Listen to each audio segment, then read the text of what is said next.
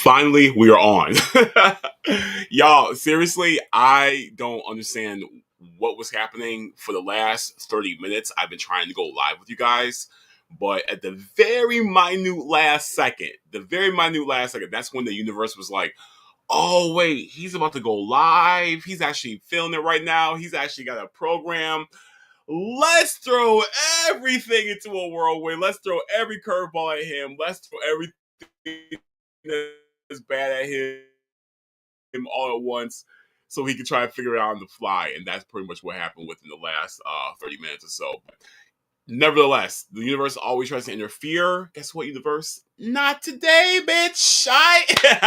Because we are here.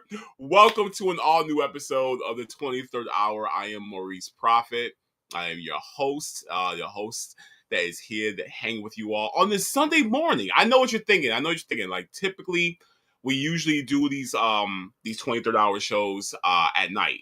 After the pay-per-view is over with, after the event is over with, and we'll chop it up late at night and everything. But I'm going to be real with you. I'm going to be completely transparent and honest with you guys.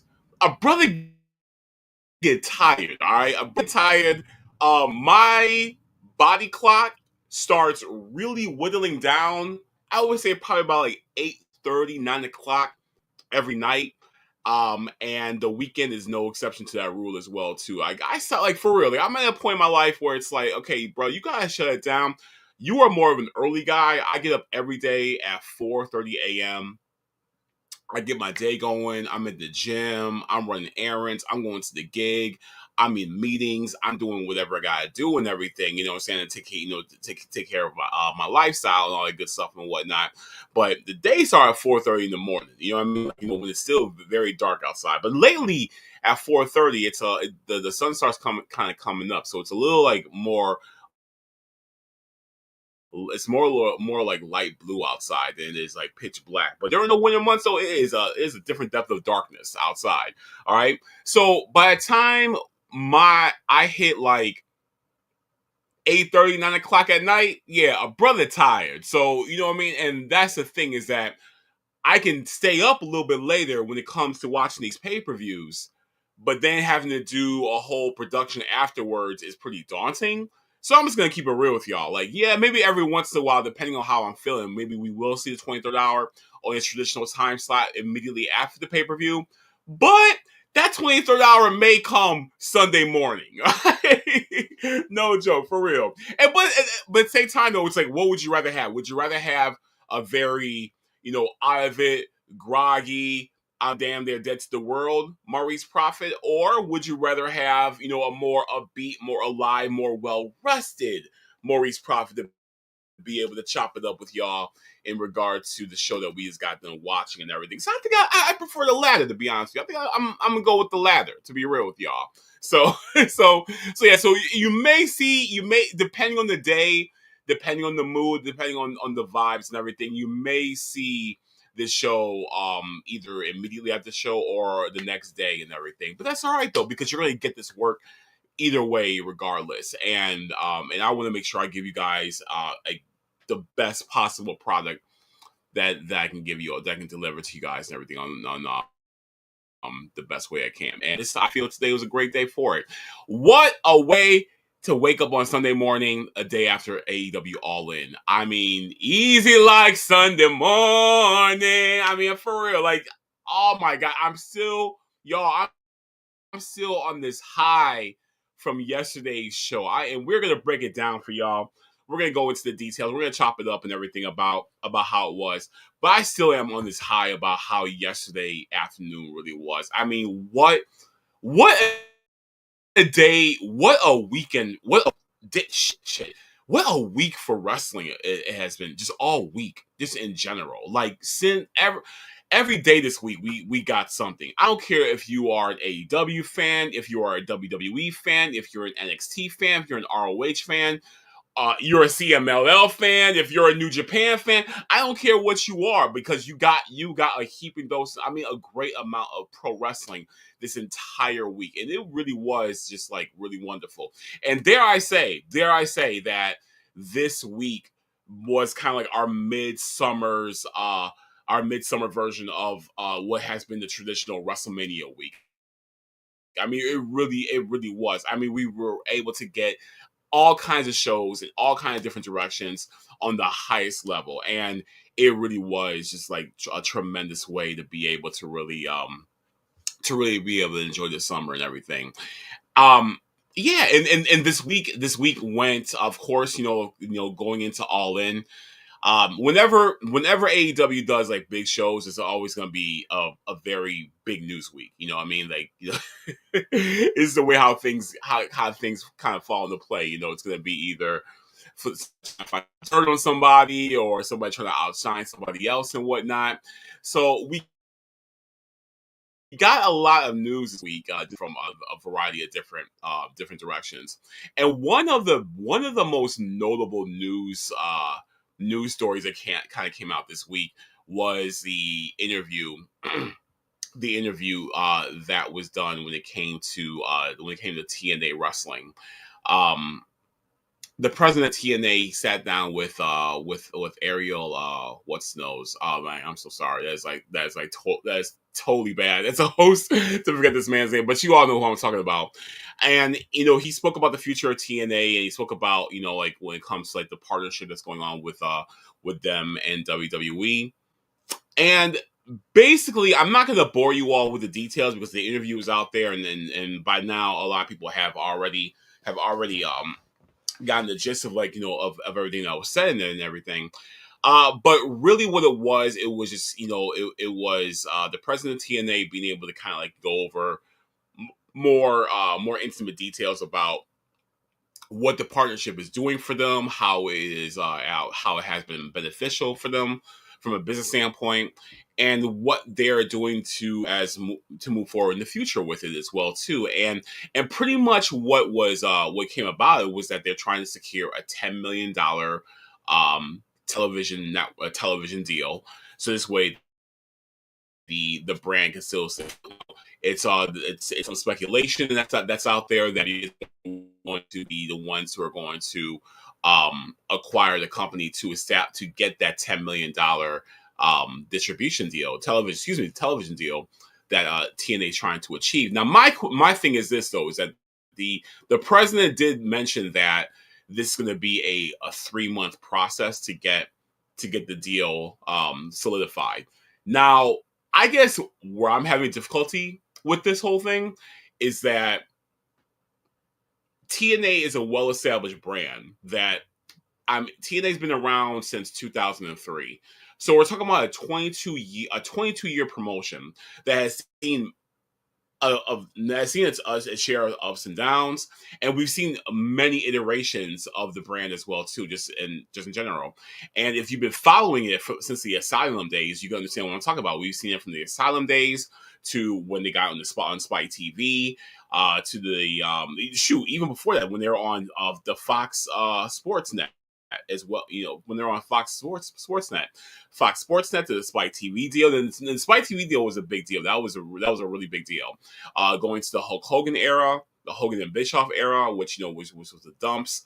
After that, then when they are more, they were kind of like in a little bit of a dark phase, and then they were in more like then they became like the global force wrestling brand, and then pivoting over to where they are right now when it comes to being on Access TV. And I know I had a couple of iterations that were left out, but y'all get the idea. But it's gone through a lot. They have a lot to serve. They have a lot to. They have a grand reputation. Now, I just feel that with you being around for more than 2 decades, and you saying that it's going to take 3 months to establish a $10 million deal with a TV deal, something to me is just not clicking. Something to me is not being said. Because why is it taking that long to establish a $10 million deal? Now, granted, to people like myself and y'all who are watching, right? $10 million is literally life changing. So if it took like us 3 months to work out a deal to get $10 million, that will be well worth every drop of our blood, every drop of our sweat, every ounce of our fiber being to be able to achieve that. I get that because we are regular everyday people just trying to survive. So that would be that would be magnanimous. That would be massive if we're able to achieve that for lay people. But we're not talking about a lay person. We're talking about an established company that's been around for more than 2 decades and has done some and has the the the game tape really to be able to back what they've done and what they've achieved and everything. So it's not anything that's too much of an anomaly. Like they didn't just come out the woodwork 12 months ago. They have been around for a while. So I'm just like, why? And so right. So when we're talking about entities of that size, they are usually able to secure a $10 million deal within a couple of days, maybe if that long, maybe a day. Seriously, like it's when we're talking about like big money when it comes to these like network deals and these businesses who have significant revenue, who show significant revenue coming in. These deals, are closed. $10 million is not that much. It's not that much. It's not that bad. So that's what's like, why, when it comes to a brand that's as established as you are, as TNA Wrestling, why is it going to take that long for you to secure this level of a deal? So that's where some of the confusion, some of the I don't know, some of the questions kind of come into play when it comes to what actually is happening, because I feel that there's much and I feel also on the back of this as well too, that the inevitable is going to happen when we talk about WWE buying out Total Non-Stop Action. And that's gonna be, that's gonna be one of those moments where it's gonna be like, wow, it really did happen. It's gonna be probably as significant as it was when WCW was acquired by the WWF. That really was the definitive end of the war. But this right here is a little bit different because we're seeing this partnership take place. So we're talking about lots of like friendly bounds or um, friendly common ground that's established between both WWE and TNA. So that's why it's like it won't be it won't be too much of a surprise. I'm just My thing is that like I'm just gonna be honest. I don't know what that looks like because we've already of WWE and TNA. TNA had a certain type of identity, and it had an identity that was its own like lane and its own just like personality, where you could go there as an alternative away from WWE and even away from AEW as well too. It had its own like purpose and its own lane of what it had. Like it was almost kind of like a nice little comfort zone to have really good wrestling that wasn't too like like glitz and glamoury and everything. You could still have like it kind of like had like a very intimate feel, like almost kind of like a boutique. Like a boutique business. Like it has a very intimate feel to it and everything. But then when WWE's partnership got involved with it, then you start seeing the elements of the WWE kind of come into play when it comes to the wrestling style. Number one, when it comes to the wrestling style, and even when it comes to the production overall as well too, it feels very almost like NXT in a way. Um, and those are the things I don't like, because it's like, with every acquisition, of course, the company that's acquiring is going to be the more dominant on the more dominant end. So you're going to see more of what they've established, incorporated, and that just kind of like, damn, because TNA had a very unique way about itself that really did differentiate itself from everyone else. And we saw the writings on the wall when Scott D'Amore was let go.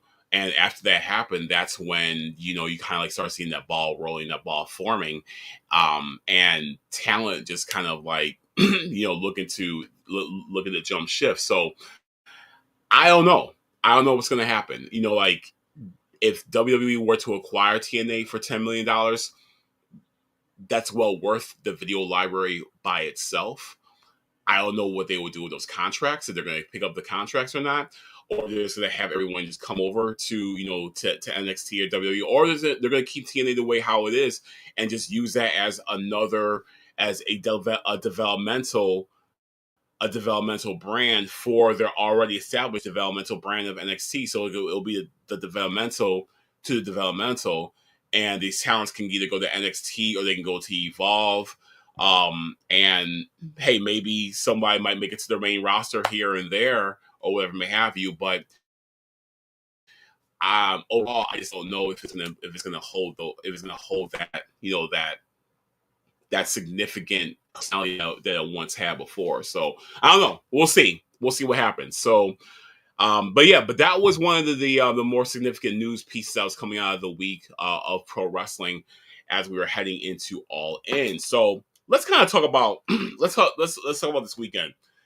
Now, this weekend was very unique because All In was held in Garland, Texas, at the Globe Life Field. I believe that's where the Texas Rangers play. And this was announced many months ago, when it comes to when because this is AEW's, for lack of a better term, this is like their WrestleMania. This is their marquee top biggest show of the year. This is like the granddaddy of them all right? So this is what that is. And let's keep it 1,000 here. I'm not trying to ruffle feathers. I'm just being real here and everything. WWE, I think, felt away, and they were like, okay, well, let's go ahead and let's spoil that party and try to dump some water on their heat, and we're gonna counter program everything with our stuff. So obviously they already had SmackDown in place, when it came to Friday night, so that was already established. But after, way after All In was announced, way after it was announced, then WWE decided to put on not one, not two, but three events this weekend to counter the excitement and the attention that AEW was going to be getting this weekend. So they put on Saturday nights. They put on an NXT show. Great American Bash was yesterday afternoon, and then they put on Saturday night's main event, which is last night, and then they're doing WWE Evolution, the women's pay-per-view tonight, and all three of these events are in Atlanta, so it's kind of like an Atlanta takeover this weekend. Even though Beyonce is in Atlanta for her show, but they decided let's try to spoil the attention of AEW, and let's also try to step Beyonce as well too. WWE, let me tell you something. I get the heat that you have with AEW. I totally get it, and and even though you admitted, you said that they are nothing to you and AEW's not even on your radar, but you have exhibited behaviors that say otherwise, that say that AEW is on your radar. AEW is something significant to you guys, and AEW is somebody that you are paying attention to because you keep on exhibiting behaviors such as this. So, but the thing is, though, is that even though you are sports entertainment and they are pro wrestling, you guys are kind of in that same universe, though.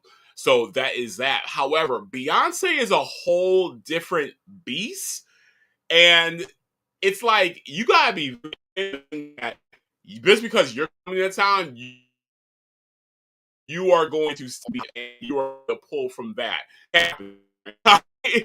It's not happening. All right. So you don't want to piss them off. So either it was arrogance. It was either arrogance, you can away from Beyonce, or it was ignorance in terms of not realizing how you just don't do that. All right. You just don't do that, or you didn't do your research. You didn't do your proper research to see what else is happening in Atlanta that weekend. But hey, what it is. It is what AEW Evolution tonight that's taking place in Atlanta did not do the best in ticket sales, so they had to kind of maneuver people around to they upgraded a lot of people who are in the cheap seats to have the floor level seats and everything. So this way it looks great on television. They didn't achieve the numbers that they wanted to achieve initially and everything. But this is what happens. So when you kind of like play dirty like this. NXT was filmed. The Great American Bash, I believe, was filmed in like some like TV studio yesterday. That's similar to their weekly TV show. So that's gonna be like free tickets and at the little fan festivals. Hey, come over and watch some NXT and everything. So of course you're gonna fill that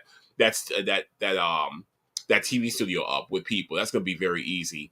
And then you had Saturday night's main events, which was which was in the pretty modest arena and everything like that. But like when I mean, WWE doesn't have any problems, and I'll say they have no problems when it comes to filling up the like basketball arenas and whatnot. But it's like you have a very established product that's been around for, good lord, I mean, what, like 50 years or something like that. So of course, like, you have a 50-year head start. So of course, you're gonna do well in those aspects and everything. But the thing is though, is that what you got to remember is that the burnout is real. Like when it comes to ticket prices and everything, and people aren't making as much as they used to. And when you jack the prices as high as you do, sometimes people have to make a choice. Like when it comes to my entertainment, is it worth paying $175 for some nosebleed seats? Is that worth it? I don't know. So like, you're gonna have people making second guesses about those things. So you have to kind of take your fans into account, into consideration. So that what was happening this weekend. When it came to the WWE side. Now on the other side though, when it came, let's go from Atlanta over to, and we'll come back to Atlanta later on. We're gonna go to Texas now, and Texas is where AEW All In took place. But before All In took place, like I said, what a week of television. There was Dynamite was in Texas this week, as well as Collision on Thursday. So you had Dynamite on Wednesday, Collision on Thursday, and then you had ROH Supercard on Friday from the sports multiplex that's in Garland, where they filmed. They had their residency last summer at. And here's the thing: I have not watched Supercard yet, but I kept hearing about how phenomenal both Athena and Thunder Rosa, Athena versus Thunder Rosa for the ROH Women's Championship, and Bandito against Takeshita for the ROH World Championship. I heard that these were freaking classics. I kept hearing that all day yesterday. And so what I went ahead and did, I finally joined the Honor Club, and I'm going to be watching those later on today. So I'm looking forward to watching that because, we're talking about some amazing wrestling. We're talking about 4 amazing talented people, and, who are going to be able to deliver. So I'm really looking forward to watching that. So I'm going to watch that later on. However, let's talk about what I did watch. And we are going to talk about AEW All In 2025. Now, I was kind of in and out with the pre-show because I was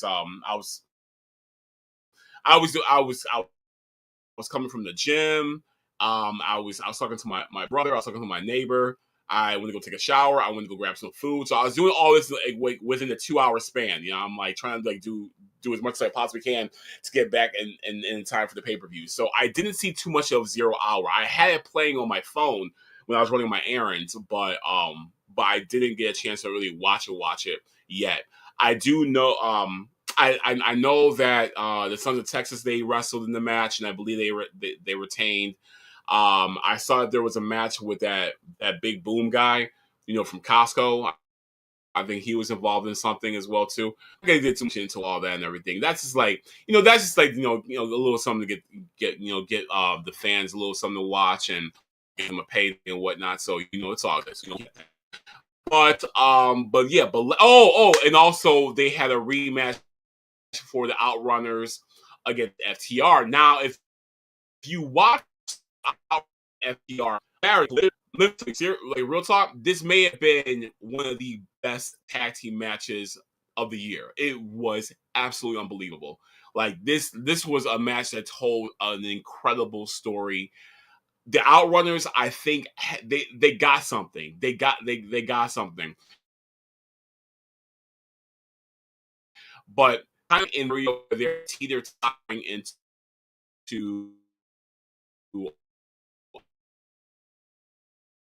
uh, both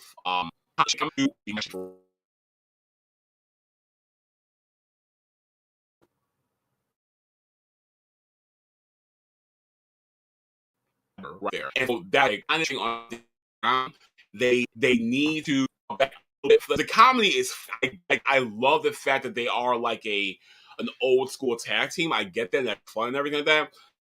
But here's the thing: AEW is lacking in like face tag teams, like having a very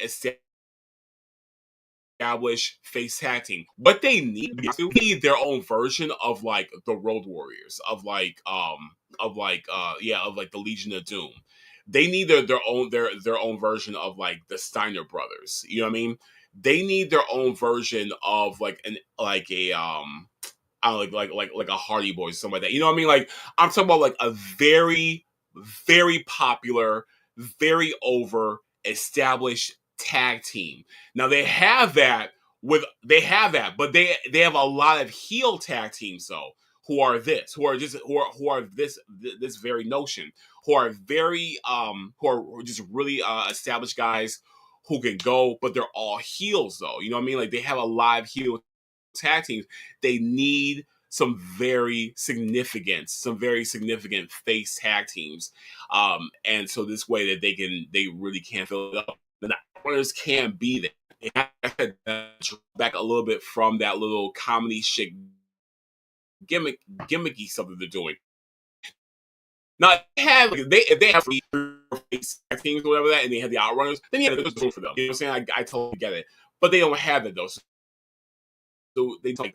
I know I'm fast forwarding a little bit, but I'm gonna, but but this kind of go back to Wednesday when MJF and Mark Briscoe had that promo there, and they brought up Jay Briscoe in the promo. God damn, I'm like it really so hit me so hard about how they would be ripping it up right now in AEW that division. You know what I mean? And that a program with them and the Hurt Syndicate would be monumental. You know what I mean? And so like that's why they need a tag teams. So I'm hoping that the Outrunners can like really be that. And we're gonna talk more about the tag team division later on. But yeah, AEW really does need that though. So yeah, so FTR winning.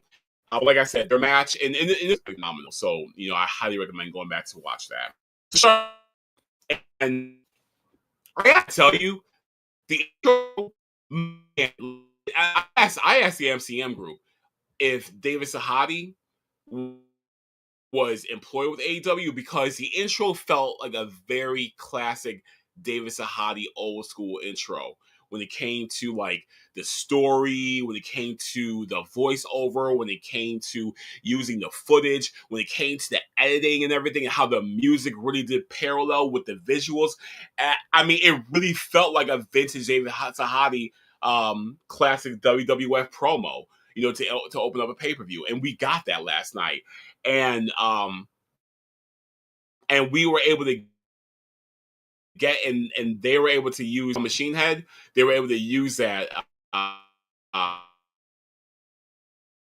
for the pay-per-view as well too. So it felt really cool going to the pay-per-view with that. And then you had all the boom, all the pyro and everything going off, the way how it was last night. So I mean, it really was a big deal. It really was a really great feel.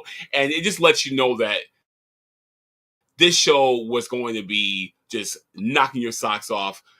Let's go. Let's go for a crazy ride. The crazy ride we went into. So the first match of the night was the Ops. That was Shibata, Powerhouse Hobbs, and Samoa Joe going against in Claudio Castagnoli, Yuta, and my boy Gabe Kidd. This is a really cool match. This is a really great opener. It was smart opening the pay per view with this match because fresh energy, from the crowd. So yeah, so they deserve to have that because had this match come on a little bit later on, I think people would have been like, oh man, like we gotta get through this. So it probably wouldn't have gotten the response it got, but it got a lot of fresh response, pops, a lot of people in this match. Shabbat was really nice too. I like his sequence. But yeah, but the Ops went ahead and got the victory after the match. And we didn't see Samoa Joe the rest of the night, so they the chair around the neck kind of thing and the whole stomp gimmick. So, but they wheeled him out, and so we're gonna see what happens when they talk about on Wednesday when it comes to Samoa Joe and his health and everything like that. But it was a really good match though. The next match, the next match we had was a men's casino gauntlets, and MJF and Mark Briscoe. We were just talking about it a few minutes ago. They were the two who started things off. So I had a good feeling that this was going to be very centric to MJF, and it pretty much was for the most part. And Mark Briscoe and MJF. Let me tell you something. When Mark, one thing is that when Jay passed away, I was very concerned about, how Mark was going to be. Not from an in-ring standpoint. I'm talking about just his well-being and like how he was he going to be okay to be by himself because he's always had his brother by his side, and was he going to be like, all there, everything to be able to carry out matches. And let me tell you, like seriously, especially this year, since he was the ROH World Champion, he really has ascended so much, talent wise, skill set wise, to really make him an established single star. Like you don't see him anymore as like this singles wrestler who really is a tag team wrestler, who's a tag team specialist. No, you see him as Mark Briscoe, like who can go out there and give you a really insanely crazy match on a good way though. You don't really get that from the presentation, maybe initially if you don't really know him, but then when you watch him work, you watch him go out there, you are completely impressed with the gills. And this was no exception. Like these two, because they already had an established story as well too, going into the Casino Gauntlet, they already had a lot of heat with them as well too. So you really want to see these two go at it because they've been building this up for quite some time, and they went at it crazy. They went at it crazy. So notables about the match I kind of want to cover when it comes to this. Juice Robinson came back. He looked completely different. Holy shit! Like he looked like a whole different human being. Was it something like that? Like that's how it looked. He's clean shaven, so he doesn't have that big old Grizzly Adams big old beard anymore. He doesn't have that anymore. His hair is black as opposed to it being brown. It's still curly, but it's longer though. And he's pretty swole now too. Where before he was more slim, more of a smaller slim dude. But he's bulked up like a motherfucker though. For real. Like this dude is jacked. So and he was, the more I think about it, is this the right person? Because his hand was he looked really different. He looked like a whole different human being. So, because like his music played and everything, and he came out, and I'm like, who is that? And then I'm like, yo, no beard, the hair is different, he jacked. What the hell happened? What the hell happened to Juice Robinson? You know what I'm saying? So that was that was a little bit different. Mystical came out. And it was cool. It was cool as hell. Like, when Mystical came out. Now the thing is with Mystical, he has his entrance that really does like that. it's city pop. When CMLL came here to Chicago, I think I told you on the last stream when they were at the Cicero Stadium and when Mystico came out, the entire arena was singing his song. It goes, and then I was finished, so you know, and I just can't sing in general.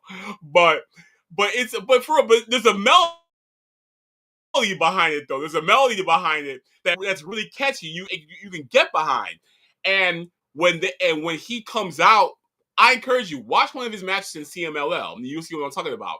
But when he comes out in CMLL though, the entire arena is singing along. It's beautiful. It really is really beautiful, and to really be able to hold it or not. Now, yes, they're but it didn't really hook on, you know what I'm saying, the way that I think he was. And the thing was that, like, I think that the way how they kind of his was to let the entire song play out the way they did. And the crowd was like, oh, but we don't know the word. I'm pretty sure there were some people in the audience, a good amount of people. Like I said, we're in Texas, a heavily Mexican population. So that's what I'm saying. Like, I'm sure there were people in the audience who didn't know the lyrics and were singing, but you don't have 30,000 people to sway Mexico. You know what I'm saying? So he was like, so you saw Mexico was like trying to get people into it, and people were like, yeah, all right, yeah, we want to see you wrestle though. You know, we don't know the words. You know what I'm saying? So yeah. So it was a little like low key awkward, you know, like, with happening, but you know, hey, you know, shit happens. You know what I'm saying? That's the best. MJF ended up winning the Gauntlet Battle Royal. Not Battle Royal, but the Gauntlet. He ended up winning. But here's the thing. This is what I thought was a very interesting element, right? So when what was interesting was that when oh man, how was it again? Crap. Because Roderick Strong was a very was a very interesting variable in this match, right? Because whenever it seemed like, because there were three different occasions, there were three different occasions when it looked like that MJF was going to get the victory, but then Roderick was the one who interrupted that win, right? But then when but he was wrestling his ass off too, let me tell you. But when when Mark Briscoe hit the J driver on Roderick, right? He hit on Roderick. MJF came in the ring, got Jay the hell out of there, or got Mark the hell out of there, and he pinned Roderick for the 1-2-3, stealing the victory. So it was kind of like it was kind of like a receipt basically for that. But but Roderick really stepped his game up though in the match. Like he really was a significant part of that match because of that reason. Number one, and number two, you just saw that he was really like used as an opportunity to separate himself from everyone else when it came to, I may not be winning, but I'm going to be the one that y'all are going to be talking about tonight. And he did that. He did just that too, as well. You know, being that person that you can look back on and be like, hey, you know who really stepped up in that match? Roger Strong. Like, he really did step up in that match. So it kind of reminded me a little bit of back in at Bound for Glory 2023. There was a Call Your Shot Battle Royal, and I can't remember who won that battle royal. I think it was Jordan Grace who won that battle royal. But anyway, Kurt Hawkins out in that match. It was like I said, one of those situations. I may not be winning this match tonight, but I'm going to be the one that you all talk about because he stepped his game up heavy in that match. And Roger did the same thing as well too. last night, and I feel that and we're gonna. So the next match we got for the TNT Championship, and originally it was supposed to be the TNT title against Kyle Fletcher. Now we received word. Now I was at the gym when this happened, but so I didn't see it until the pre-show. But we were hearing that due to undisclosed injury or illness that Adam Cole was dealing with, he had to relinquish the TNT title, and now the TNT Championship match is going to be a four-way dance. And I'm like, damn, like that really sucked here. First and foremost, like how I like physical ailments, even mental ailments as well too. Is never a great thing, and whatever you're dealing with and everything, like my heart is always for your best. It's always going to be going out to you for your best and hoping you get better. So I know he's probably not watching this, but I wish you all the best when it comes to what you're dealing with. It's like, damn, that sucks. Like that's happening. But what this did though is a fatal four-way. So it will be Al Fletcher, Dan Garcia, Dustin Rhodes, and Sammy Guevara in the fatal four-way for the TNT World Championship. And this is why I'm connecting with this. If Adam Cole is going to be out of commission due to the injury, then that means and that's why Roderick Strong was the one who stepped up. So this way, so he can be kind of like that standout leader for the undisputed faction. So we're gonna see what's gonna happen with that. We're gonna see what's going to happen with that. But going to this match, so Dustin Rhodes would go on to win the TNT Championship.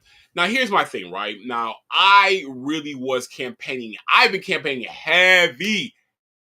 That match with Fletcher, and I've been campaigning heavy for Fletcher to become the TNT champion.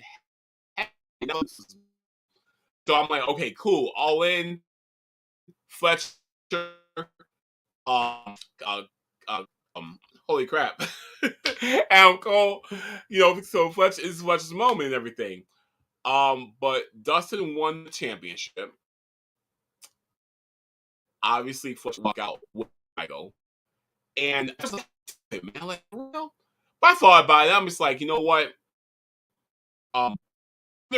Rhodes is and his legacy, his career, what he has given to be backstage leader of the AEW locker room.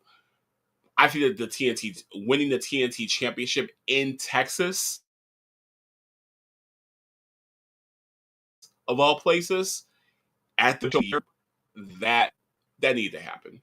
That did need to happen. I am with that. That did need to happen. So I can co-sign that. Looking back on that.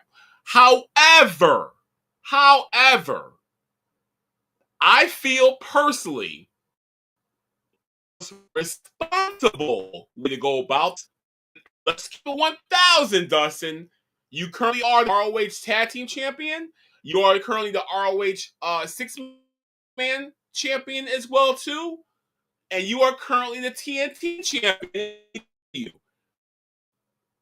got a lot of gold, bruh. You know what I mean? And yes, we acknowledge your greatness in terms of what you have contributed, and you have wrestled for 5 different decades in professional wrestling, the bunch of iterations up, and I will never take that away from you. However, let's keep it 1,000 here.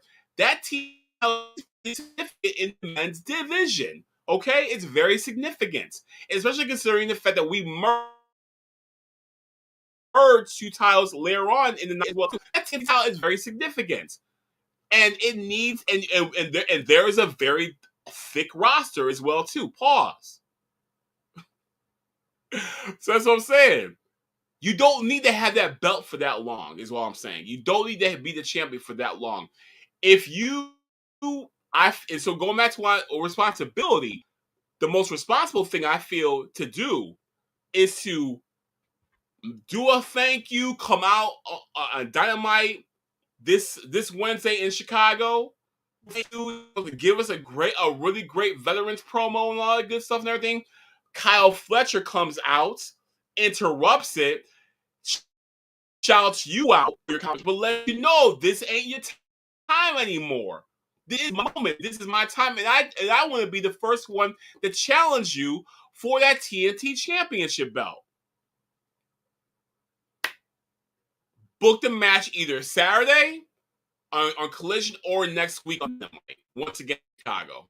All right, and you drop out to Kyle Fletcher. You had your moment. It was magnanimous. That moment was cemented into time. You were out there in Texas with Von Erichs, and you held that, and you won a championship. Awesome. In the history books as this moment being etched into the annals of time. Absolutely amazing. But you don't have sorry, but with all due respect, you don't have a run in you to carry that title. Kyle Fletcher is that man. Give that man that opportunity. Give that man a shot at the title. Give that man a chance to be able to give that man a chance and put him over as that next one. Because you think about like the wrestling style, it's very right now. It's very refreshing. It's what's needed right now. And you were in that position once upon a time yourself. So pass that torch to him as he deserves it. So I really hope that we do see that in weeks with her. But shout out and salutes to Dustin Rhodes. It was a great moment, but I think there needs to be an expiration date on that. That's not too far in the future. Next match is going to be Swerve and Ospreay against the Young Bucks. Wow, there's a lot going past. Well, there's a lot back in this whole damn show, man. Ospreay came out. Now I so I assume one big fan that absolutely love his entrances because he's a homage to Assassin's Creed in the video game.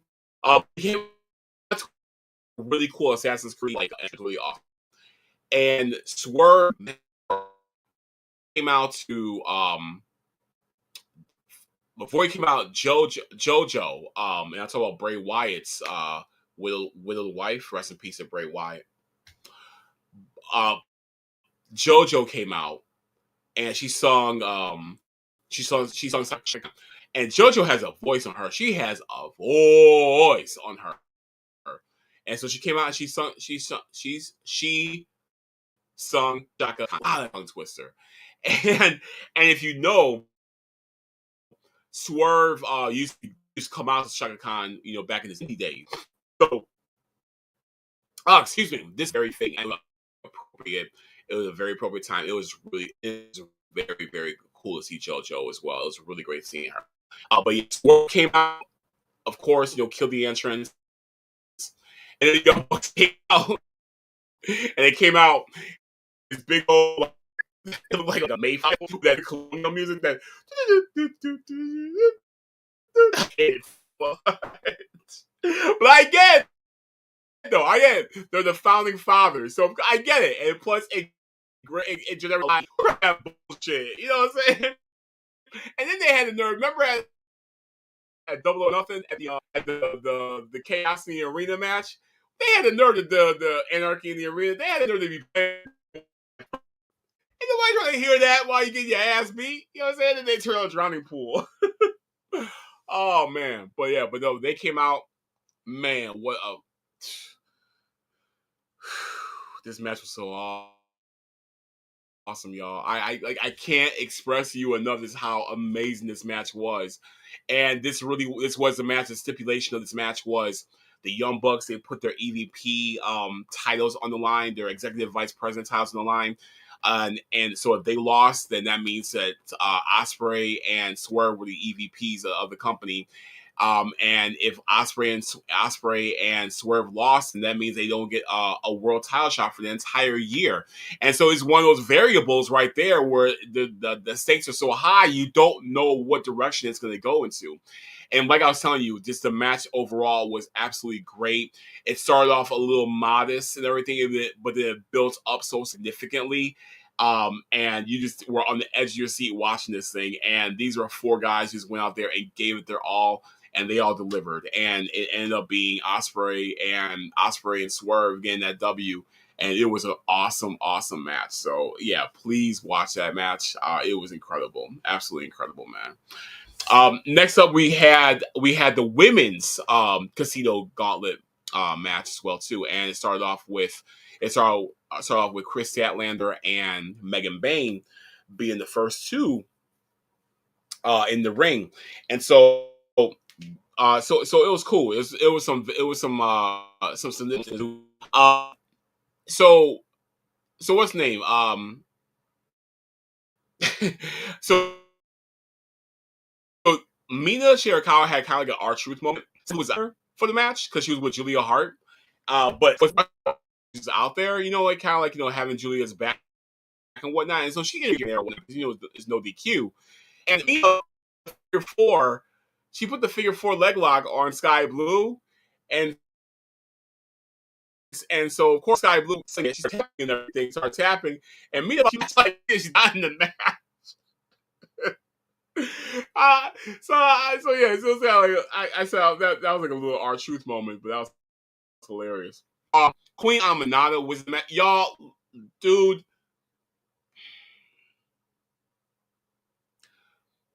I can't express enough just how much I absolutely love Queen Aminata. Like, I am becoming such a fan of hers in general because I've watched this woman when she come out, and she come out to nothing, no response, crickets, quiet, people still in their hands, folks on their damn phone, folks going to sleep, folks going to get some more beer, like nothing, right? But you watch her match and you like, she has a very, very unique style, a very unique offense about her. Like, her style is very unique. She doesn't get wins that often, but what she does in the ring is very undeniable. You can't deny what she's doing in the ring because it's very significant and it's something that you're not seeing anyone else. And now we are seeing more and more people really showing her that love. She comes out now to a pop where her music plays. And the other night, she got a chant. She got a chant, y'all. You know what I'm saying? She got her chant. So that's what I'm saying. Like, and last night was no exception to that rule. They showed her mad love.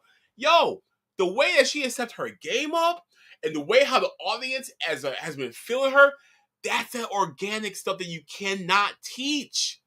And dare I say it, real talk, everything that Queen Aminata is right now is what everyone is going to be in AEW. I'm for real, and I'm gonna die on that hill as well too. I'm gonna die on that hill.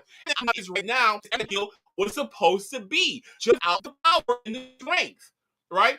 Jade Cargill, yeah, is undeniable when it comes to. I get that she can lift you up, so I get it. And Queen can't do that. But when it comes to skill set, though, Queen got it. That Jay never got. And the thing was, Jay was getting it towards the end of her tenure at AEW. Right before she left, it was starting to click. Starting to click. But we're talking about how many years in the game? Where Queen is getting it, though. Queen was gradually getting better and better and better and better. You're seeing the ascension with Queen Aminata. And now Jay Cargill's regressed, unfortunately. She's regressed. I saw the match the other week with her and Roxanne Perez. I'm like, what the hell is this? What the hell happened? He was able to fall off. Damn. And in that match, she was too concerned about licking her on the. doing all the doofy stuff. And I'm just like, where's the wrestling at? And when I said that Roxanne should have won, I got attacked. Nah, what do you mean? Jade, the bigger name. What do you mean the bigger name? She's Sunnering. Anyway, that's another conversation. But yeah, give Queen Aminata her flowers, goddammit.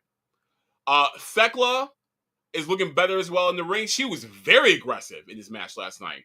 And that's what I'm saying. And that was the thing, was that, like, I said in the group that this match was going to be very important because this is going to be the time for everybody to be able to step their game up and really show that I need to stand out. Now, here's the thing. There was a good and a bad to that.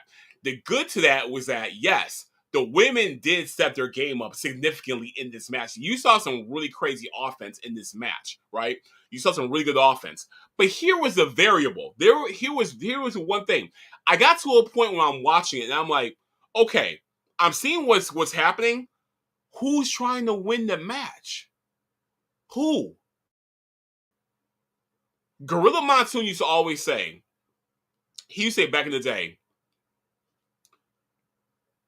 there's a person in the match. There's a person who is getting what's going on, but then there is a person in the ring who wants to win them. I'm doing a very bad paraphrase, but it was something in the nature of, like, you know, there's someone who's like who's no. There in the match, there's someone who is getting through the match, and in the match, there's someone who is trying to win the match. Now, we saw these ladies getting through the match, but there was one person that needed to win the match, because I was like, who's trying to win this match, though? That was the thing. Like, who's trying to win the match? And right when I said that, that's when Athena, she hit her top rope move on Mina, and she got the victory. I'm like, bingo, that's who was trying to win the match. That's who it was right there, Athena, and well deserved. So well deserved. Athena not only retained the ROH Women's Championship the night before at Supercard of Honor, but now she's also the number one contender for that Women's World Championship belt. So that was really well deserved to see that. So that is really exciting to see. And Athena is going to be in the roster of AEW. So seriously, it's nothing but great stuff that's happening right now. So good stuff right there. But yeah, but nevertheless, though, don't get me wrong. Nevertheless, it was still a good match. It was really what they do out there. So yeah, so in the women's casino gauntlet match. The next for the tag championships, the titles against the Patriot Nick Wing against Jet Speed, and that's Mikey Bailey and my boy Kevin Knight.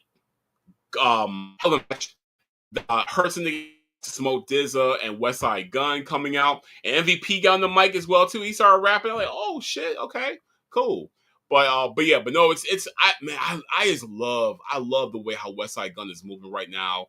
You know, with him between hip hop and pro wrestling, and how he's like that figure that's going from AEW to TNA and whatnot. You know what I mean? I don't think WWE really mess with him like that, so that's why I'm not really counting them. But you know, showing love to AEW, showing love to TNA. You know what I'm saying? I think he's showing some love to like MLW as well too. But yeah, it's like Gun doing his damn thing, man, with Fourth Rope. So it's awesome seeing that. I saw him too in Detroit. I passed him like as when I was leaving Bound for Glory. Like we saw said what's up to each other and shit. It was kind of cool. And like he knows me and everything. He's probably who that motherfucker. It's all good though. It's all good. Sheldon Benjamin looked awesome, man, dude. This man, that's a better ratio. What they got, man? What they got? I am just loving what I'm seeing of him.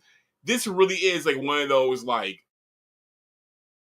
you know, like as you get older, I'm sure you become even more of a better person because you realize you know your body, you know your mind, you know your spirit, you know what you're capable of, and you exhibit it.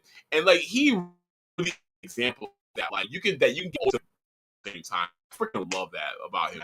He's doing the damn thing out there. Yeah. Nick Wayne. Nick Wayne was in rare form as well too. He did this one move where uh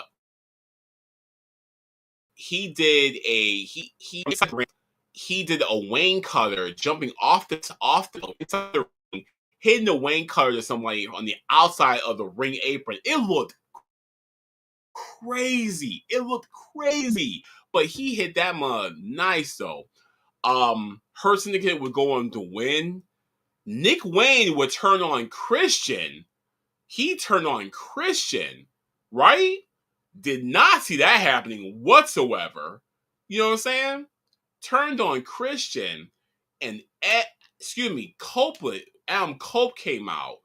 Cope came out, and cleared the ring up, and he told Christian to give him a receipt. Go find yourself. Cause you remember when Christian told him to go F himself? He told Christian, go find yourself. So we might actually be seeing the beginning groundworks of the formation of Edge and Christian. Now here's my thing with that, right? I don't want to hear nothing. I don't want to hear nothing from them diehard E-drones who always have to constantly shit on AEW. I don't want to hear nothing if this were to happen, because if this happens, I don't want to hear nothing from y'all about, they're old, they're washed, who cares how Christian is? It's not one anymore. I don't want to hear none of that stuff, right? Because a few months ago, when Bubba Ray, when Bubba was saying that he wanted to do one more TLC match because he's like, I'm up WWE's ass all the time. Devon's available. The Hardys are basically WWE adjacent. All we need to have is one more team. We can do TLC one last time. Everybody, mama, oh man, make it happen. I want to see it. I gotta see it. I need this. Christian, come back to WWE. Come back home, please. That was a week's worth of news right there when Bubba Ray said that, right? So y'all said that, that's out there. We got the receipts. That's out there. So if that's the case, keep that same energy if they come back in AEW as Edge and Christian. Keep that same energy. I don't want to hear nothing on the same energy that you were before, when it was a possibility that was a conversation. I'm just saying, don't be a hypocrite. Don't be a hypocrite. I'm just saying. All right? I'm just saying. I mean, all right, let me stop. But yeah, man. So yeah, I'm just not trying to hear that. I'm not trying to hear that bullshit if that happens. So yeah, so we're gonna see what happens, because it did look like a little bit that that possibility might be in the air. So we're gonna talk about that if that happens. We're gonna talk about that. All right, let's get into our three main events. The first one, for the AEW Women's World Championship, Timeless Toni Storm defends her AEW Women's World Championship against Mercedes Moné, who is the reigning every goddamn thing champion, from TBS champions, the Rev Pro champions, the CMLL Women's champion. I know the New. I think she still has New Japan Strong, or did she drop that? I can't remember. The Owen Hart tournament champion. Titles galore. You know what I mean? Man, the entrance alone to this match for both of these women lets you know how massive this match was. Massive. They both came out and they both felt like a major deal. Like they felt like they were larger than life. Both of them. watch the entrance, and you will see what I'm talking about when it comes to just like how the presentation is so pivotal, from the camera work to the lights to the pyro to the graphics. Everything plays a role into this, and they both were a masterclass when it came to just this portion alone, this variable alone.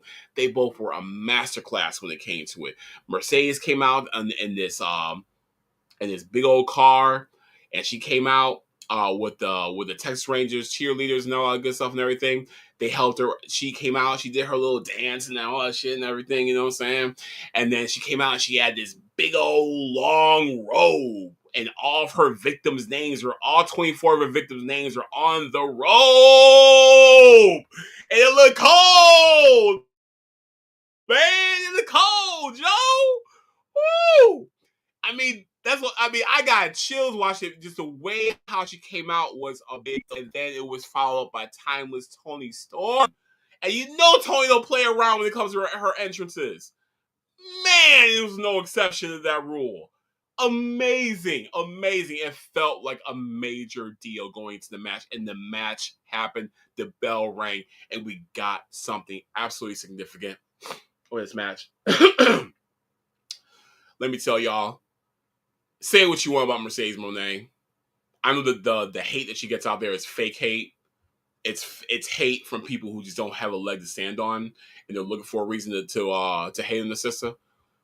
Say what you want to say. Everything you're saying is debunked. She wrestled her ass off in that match last night.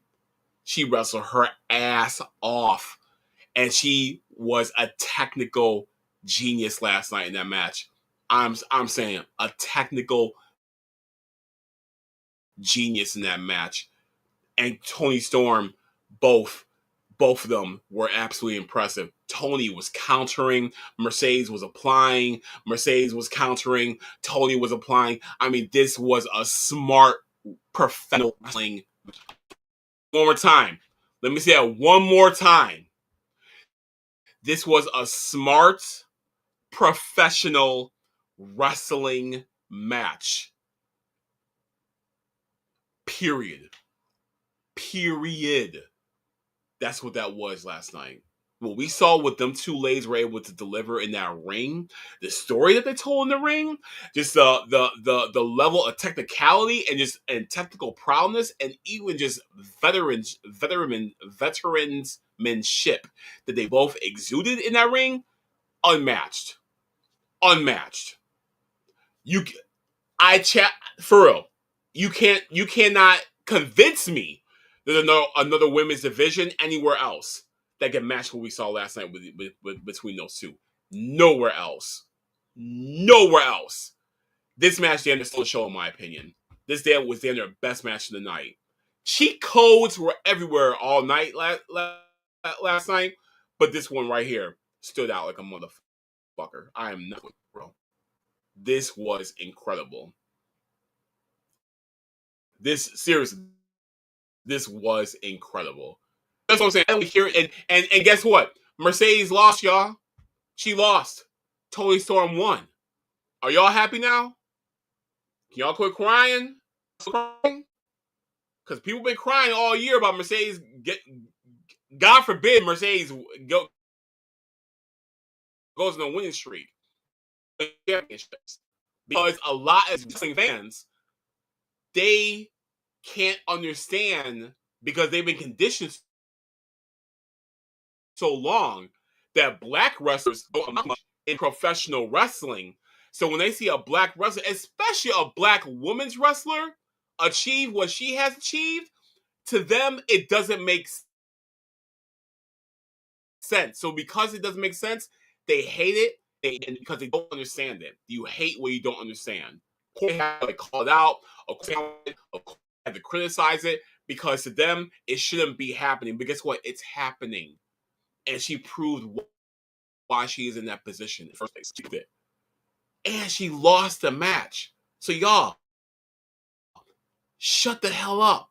Please shut the hell up. Go watch some ass.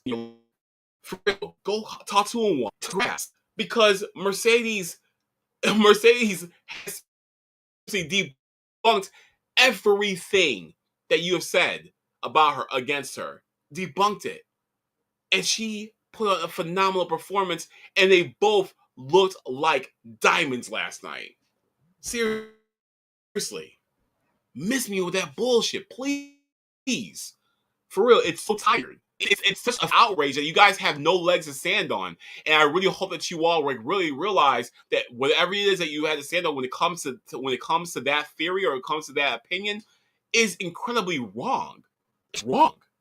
Because you are wrong. I'm gonna get off it. I need some water though, real quick. I'm sorry, guys.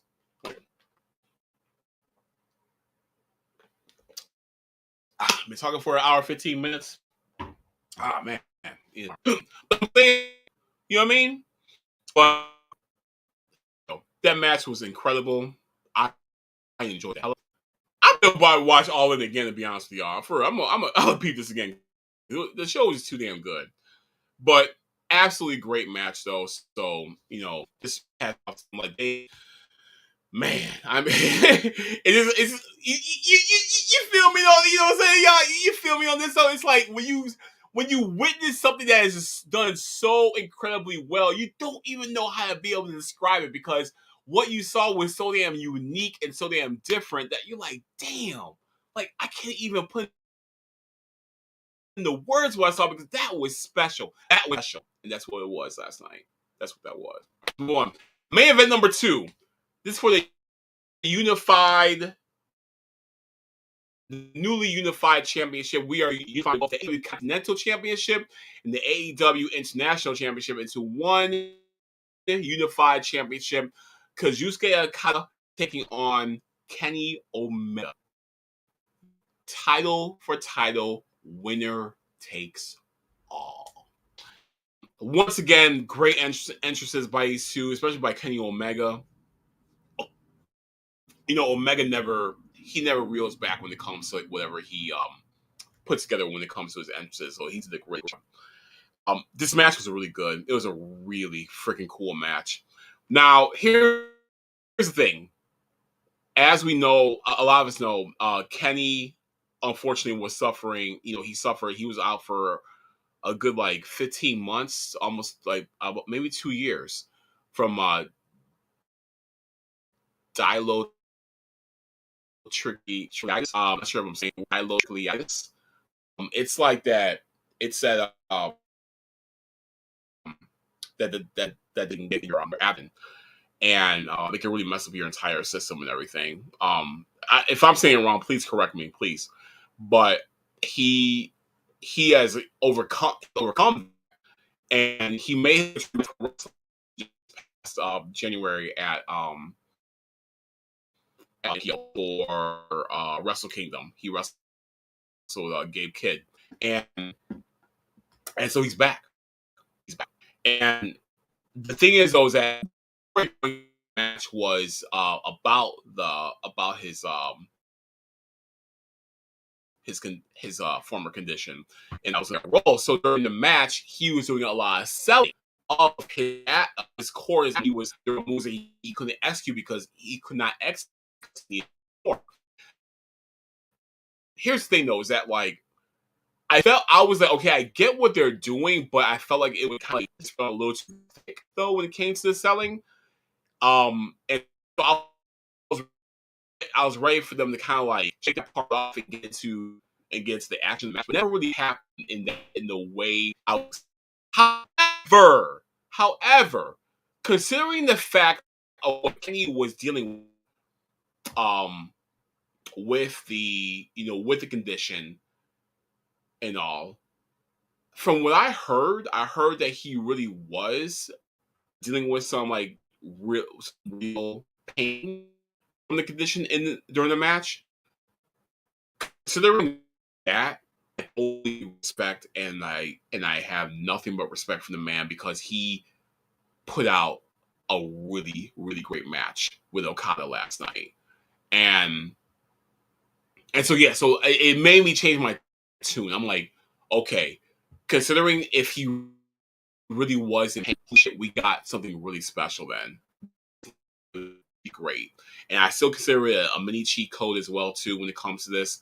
A really good match, a really great match with them too. And so now, and they've had, and the thing is though, is that with Omega and Okada, they've had a series of matches in New Japan, one-on-one matches. They've had this match together, two victories Kenny Omega has, two victories Okada has, and one match was a draw. This match right here, match number 5, went to Okada. So they pretty much are still tied. So they could do.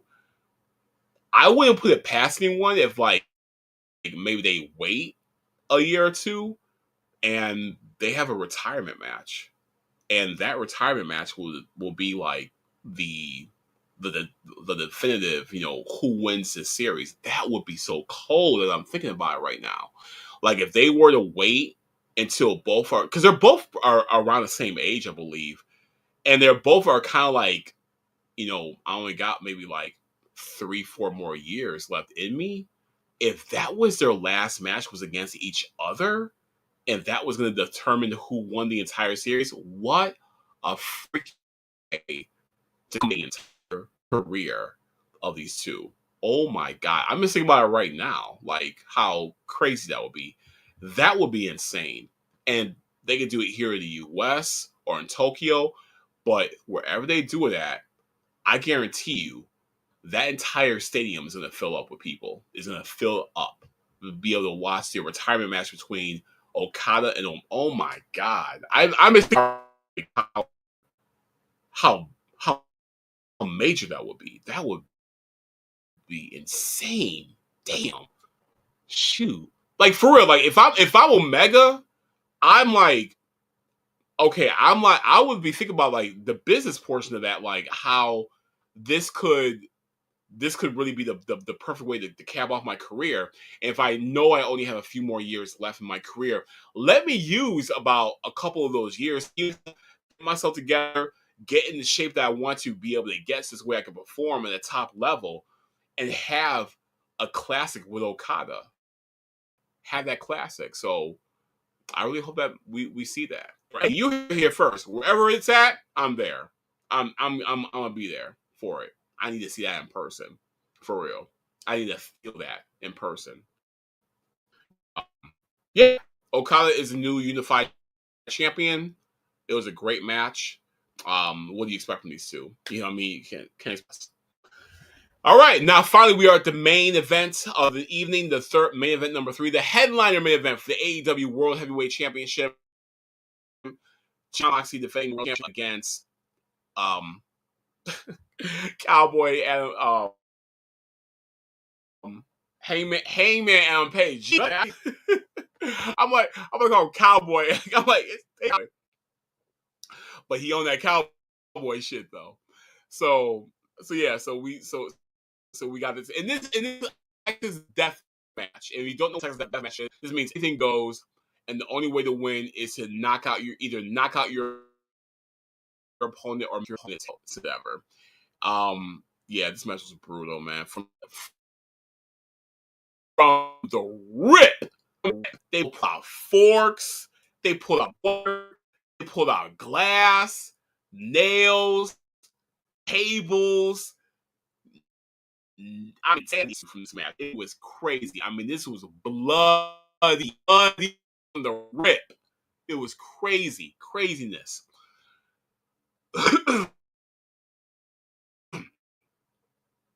What was great about this match was that this match had purpose, and it showed the purpose of the build that we've had watching Moxley's run as a world champion. This in this title run that he's had as champion. We have physically seen the AEW World Championship since Moxley defeated Bryan Danielson back in October, and he locked up the world title in the briefcase. And we have not physically seen it since then, unless you look at online. We have not seen it on TV or anything like that, so we have not seen it. And this match was a culmination of an entire journey that Mox has been as the world champion. incorporating the likes of Darby Allin, incorporating the likes of Brian Danielson, incorporating the likes of Swerve Strickland as well too, like all Will Ospreay, all these people who have been significant portions of Moxley's title reign and who stood up against him as well too, all coming out to be a part of making sure that there's gonna be no more of you being the world champion, no more of this. And even watching when Swerve had the opportunity, considering his past history with Hangman Adam Page, had the opportunity to lay out Adam Page and to take away from him a chance to become the world champion. But watching that portion happen when Swerve realized there was a greater good purpose in this, that eclipses our rivalry and our you have with each other. There's a greater good purpose that's key. The greater good is what must be focused on. And when he gave Adam Page that chain to go out there and handle that business and knock out and use it to win the world championship, that lets you know that this was big. This was bigger than what they have been going through. And he sure enough did. He used that chain to hang Moxley. All the Death Riders were gone from ringside. Marina Shafir was locked up. She got handcuffed over by the timekeeper's desk and everything. There was no one there. There was no one there left to be able to help Mox. And you saw the way how Mox sold the hell out of that. Like, it literally was like he was like inches away from death, damn there. And he had no other choice but to tap out, and lose the world championship. What? Even when I'm talking about, I'm getting goosebumps right here. Real talk, I'm getting goosebumps right here.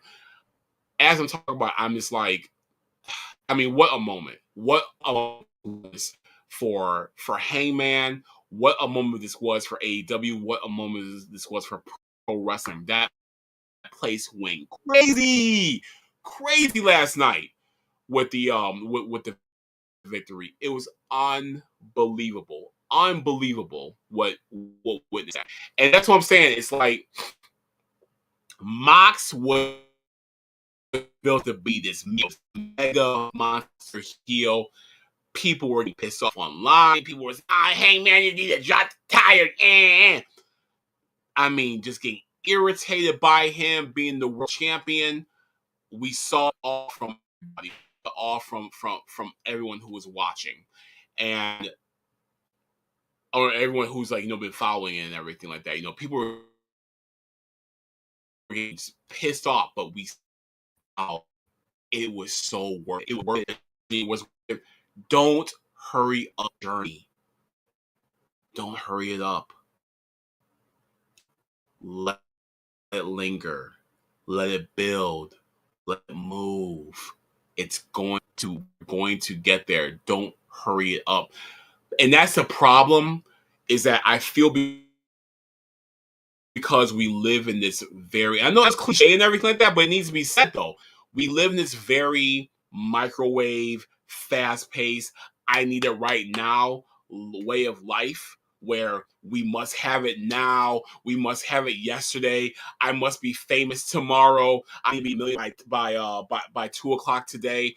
I need and want it delivered to me right now. I need it next day delivery. I need it now. Want it now.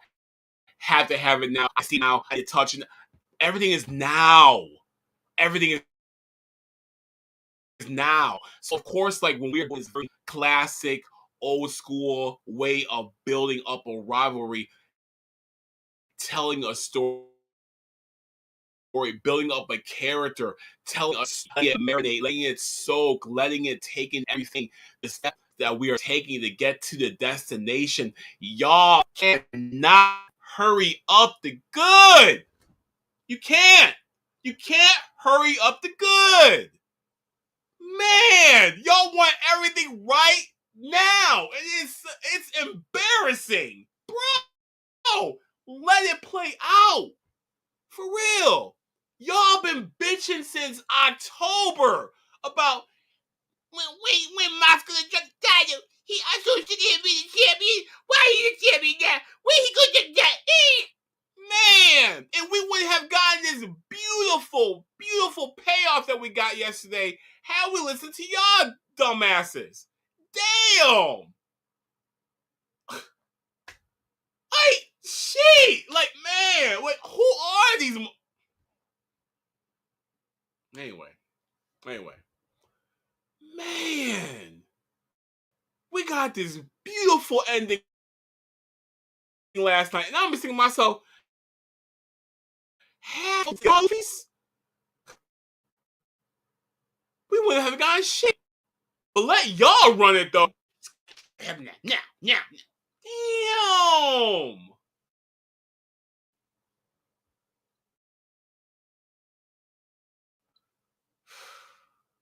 That's the problem, man. Like, they killing me. Anyway, I digress. But yes, Heyman wins the world championship last night. And I'm gonna be real with y'all. Like, it took me a while. It took me a while to really be able to get on the page of Heyman, because even when he was the world champion before, when he was feuding with CM Punk, when CM Punk was in AEW, I'm like, I get the Heyman. I get Heyman's like their homegrown top guy, but I'm like, I'm not feeling though. I'm like, whatever, man. Like, whatever, dude. I'm not feeling. Man, they turned me around real. Like, I got nothing but respect for that dude. Nothing but respect. And last night it really was like the breakthrough of whole era of AEW, and Heyman has the respect of the true professional wrestling audience. He really has showed up and showed out that why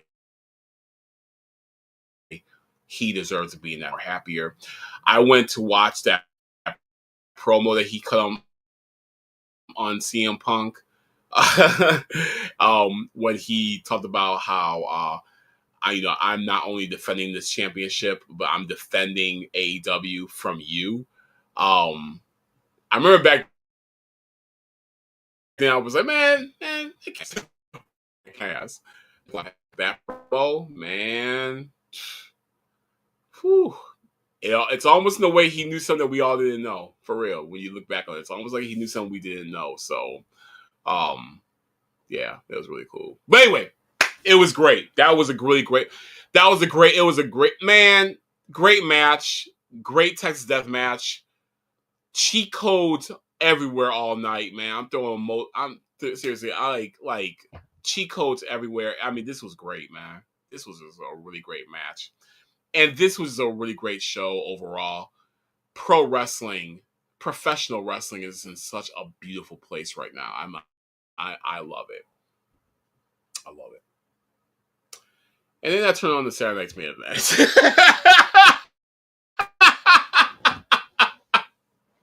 Look, I'm not gonna shit on it. I'm not gonna shit on it like that. Don't worry. I didn't see a lot of it. First of all, let me say, in the same energy, in the same vein of what I spoke about when it came to Adam Cole, my heart goes out to Seth Rollins as well too. If that really was a true injury that happened last night in his match against LA Knight, I really hope that for the first recovery. I really do, and it sucks too, because if it really was real, you could see you saw the frustration in him and how pissed he was that, like, I can't believe it's happening again. Like, and it might be the same knee as well too. Steph is in Omega. He's a few years under, and he's in a position right now on the roster where he's like the top, and he's the top heel right now in Raw. So it just sucks. It really does suck. So Aside from, I don't know like what my proclivities are when it comes to the WWE, but aside from that, though, I'm never going to let that influence how I am when it comes to another human being. I just want him to be okay. Real talk. I just want him to be okay. So, I'm sending off my my prayers and my heart to him about that. So yeah, I turn on Saturday Night's Main Event and I see people talking about Jelly Roll is a wrestler now. So Jelly Roll is supposed to be wrestling at SummerSlam. Jelly Roll is the country music singer, that big guy. He looks like he lost some weight though. So so I'm not sure if he's gonna go from Jelly Roll to Long John. Pause. Wow.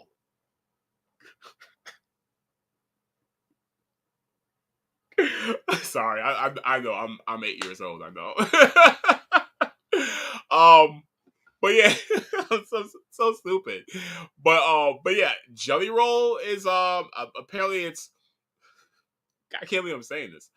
It's Randy Orton and Jelly Roll against Drew McIntyre and Logan I was gonna say Logan Square. Logan Paul at SummerSlam. Oh, okay. All right.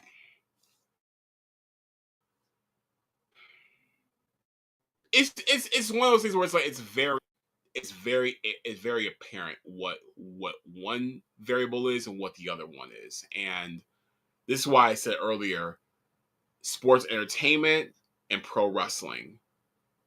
One is sports entertainment, one is pro wrestling.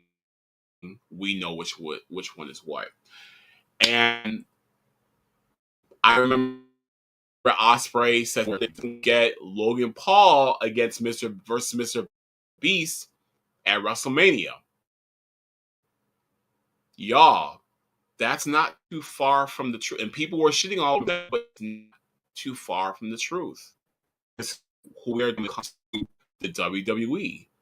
It's not too far from the truth anymore. Like I know you want to laugh about it and everything, but this is where we are right now, where WTK are in bed, are trying to be in bed with so many different celebrities and everything that they feel that, hey, let's just keep putting celebrities in matches and people watch the product. It's like, okay. All right. So Jelly Roll has a match at SummerSlam. Um, Seth Rollins, what happened to Seth Rollins really sucks. Um, and I watched Goldberg go out there, an old man. Um, I know everyone's trying to draw a picture of him where he's taking that shot right now. Please miss me with that. Miss me with that because that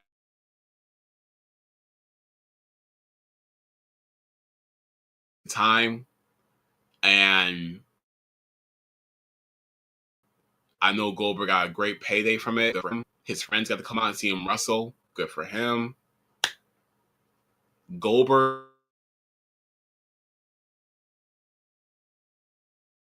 I'm sorry, but Goldberg's it's professional.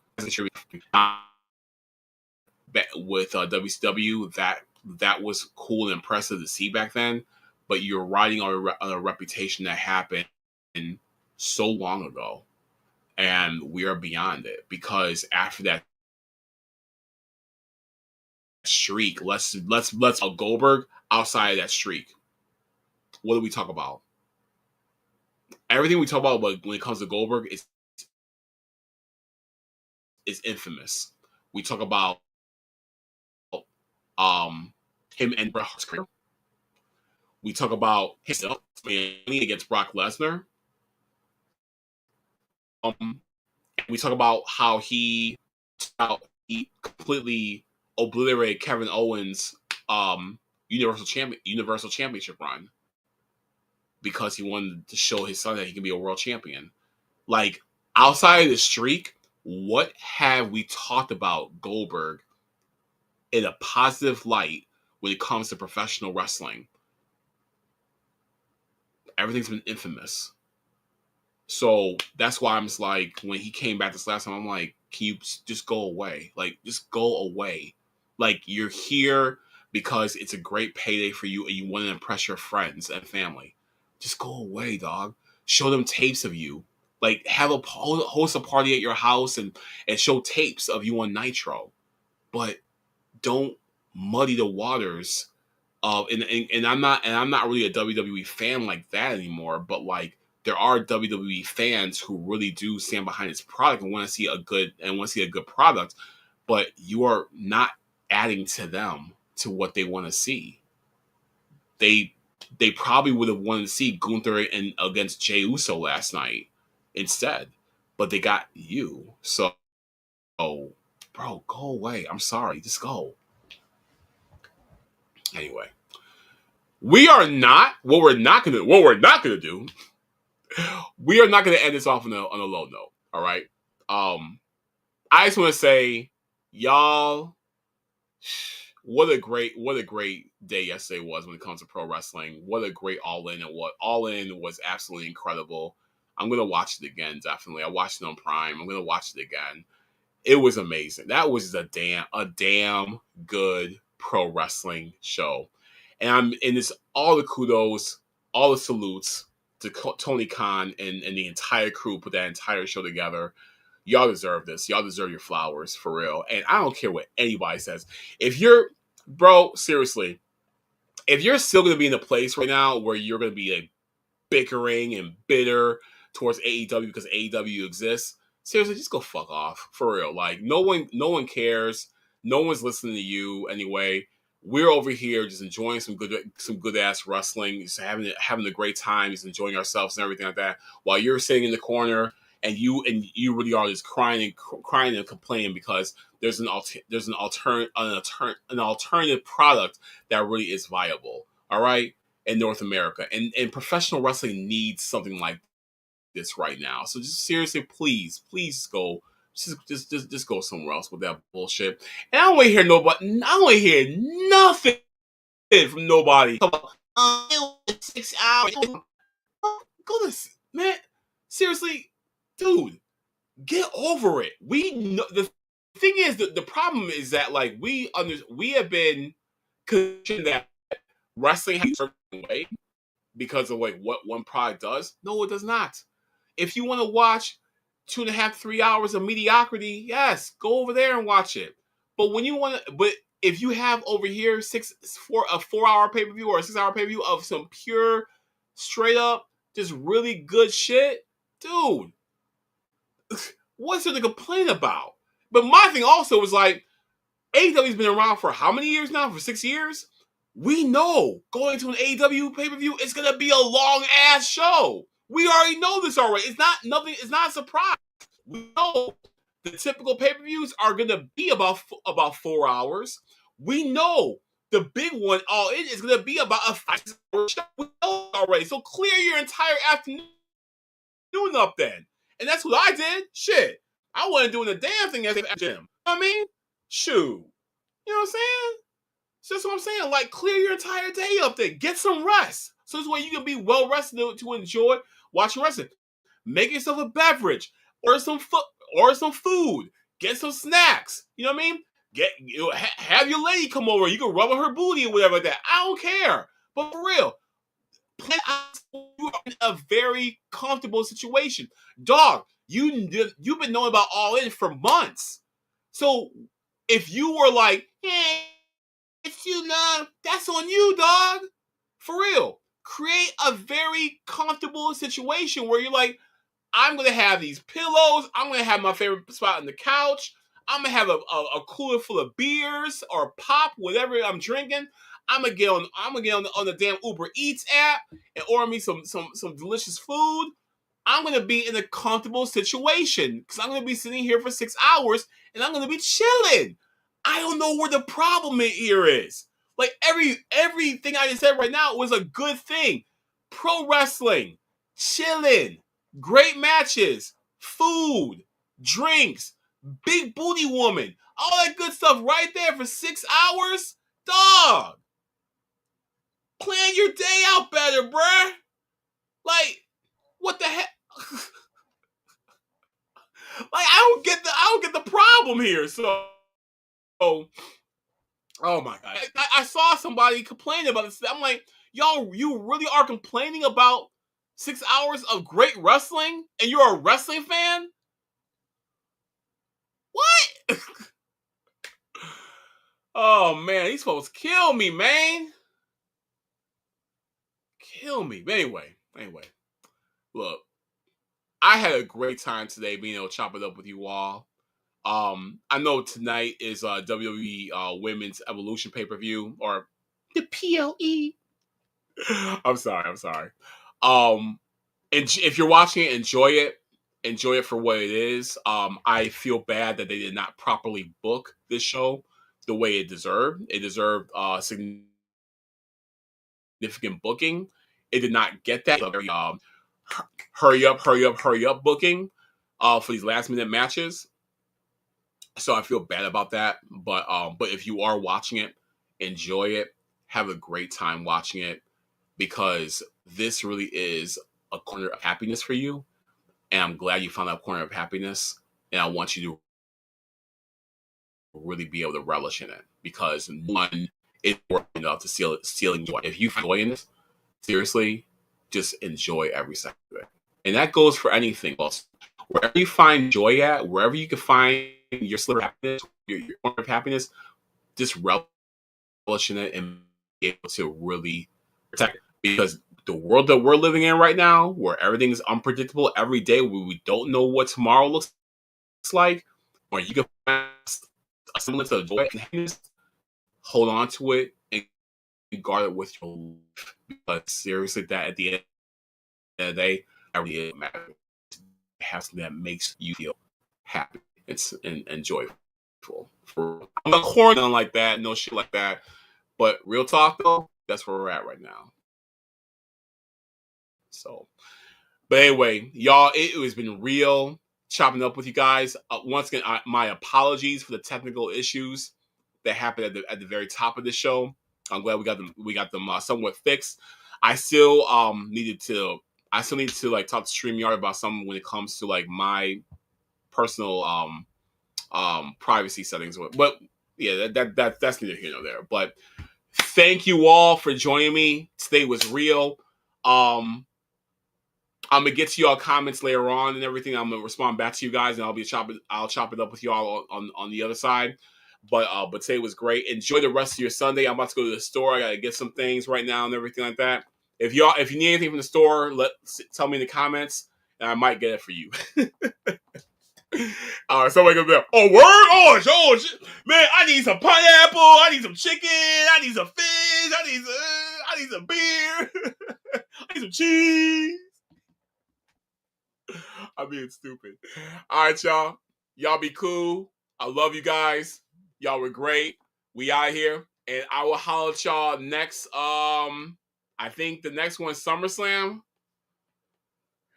so we can talk about Jelly Roll. I'll see y'all. Peace.